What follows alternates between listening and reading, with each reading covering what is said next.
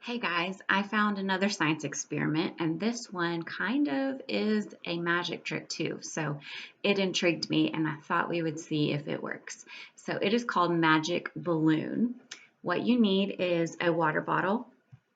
You need 1 cup of vinegar. You need 1/3 cup of baking soda, a balloon, and a funnel.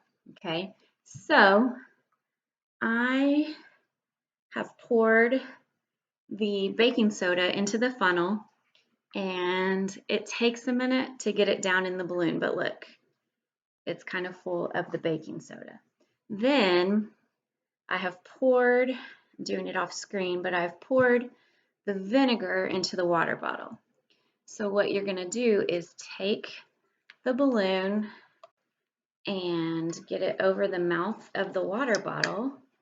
You're going to drop that baking soda in, and look what happens. It blows the balloon up. It's bubbling too. I hope it doesn't explode. Hey, that worked. Magic balloon, huh? Vinegar, baking soda, and that combination, that chemical reaction, causes the balloon to blow up. I hope you guys are having a good day. Bye.